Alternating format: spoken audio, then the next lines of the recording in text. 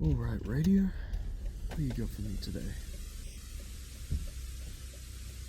You are listening to a broadcast translated into English. Some words may not translate properly or correlating words may not exist in your language. Said words will be replaced by the following tone. The radio broadcast will now begin. Welcome back, everybody, to the intergalactic transdimensional broadcast, where we peer into the lives of beings from the smallest branches of the multiverse to the corners of the universe. I am your lovely host, and I am very excited to get back into it this week.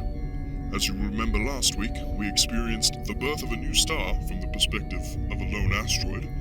We talked with a fan of the show who had just jumped from their moon to another planet's moon, as well as almost being responsible for the end of this timeline. Now, if you thought that was exciting, boy are you in for a show tonight. We are talking to a multi-planetary overlord about her methods and techniques for keeping her empire from rebelling against her, as well as talking to some of you wonderful listeners, answering any questions your planet is too dumb to answer. So let's get right into it, shall we?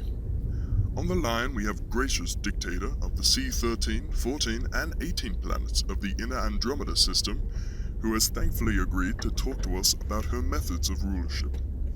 Ragthar? Ragthar, are you there? Oh, good. Ragthar, thank you very much for taking time out of your busy schedule to talk to us today.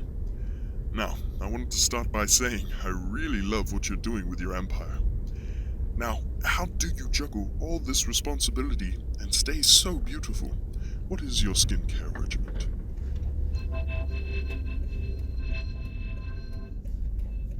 Oh, so that moisturizer is available in your store?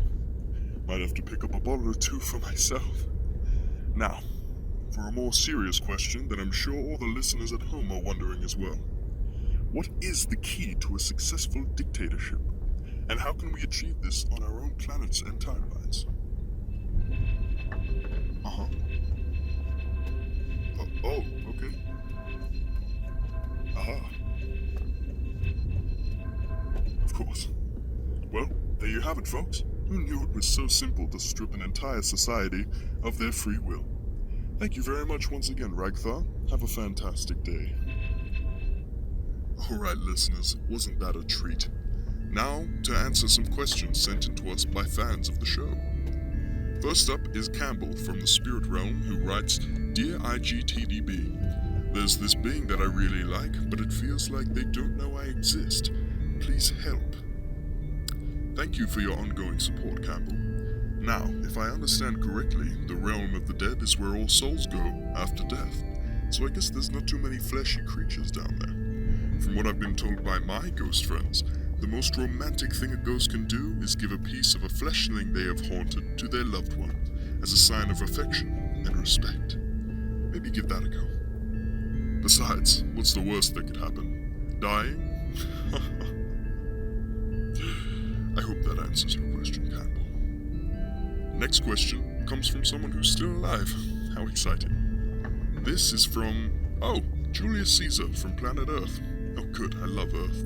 So primitive. Great entertainment, though. Anyways, the question reads, Hello, IGTDB. I am Julius Caesar, the mighty ruler of the Roman Empire. I've been in power for 10 years now, and something feels kind of off. My good friend Brutus has been acting strangely as of late, and it makes me think he's up to something. Based on other timelines, what happens to me, and how can I prevent it? Thank you, Julius. Long-time listener he is. Now, about your dilemma.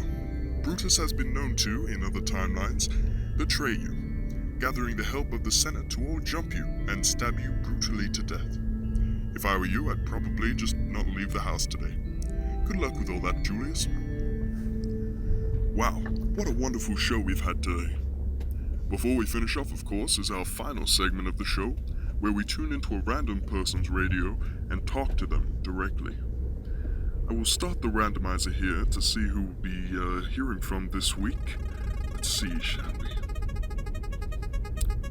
And it looks like... Planet Earth, where that last listener, Julius Caesar, is from. However, it looks like we're jumping a little further into the future, to the 21st century. more specifically the Earth Year 2019. A fantastic year for Earthlings, only a short period before the great global collapse. Oops, better not spoil anything. Anyway, without further ado, let's get right into it. Hello? Hello, listener? Can you hear me? Hello? Yes, you in the car. Hello? Ha, good. Very nice to have you on the show. How long have you been listening? A few years now. Oh, excellent.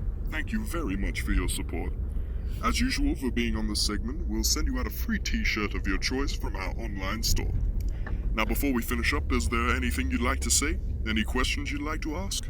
Well, yeah, actually, you mentioned something about a great global collapse? What's the deal with... And that's all we have time for, ladies, gentlemen, and intergalactic beings. Thank you so much again for tuning in. And as always, see you next time. Goodbye. That was on the radio.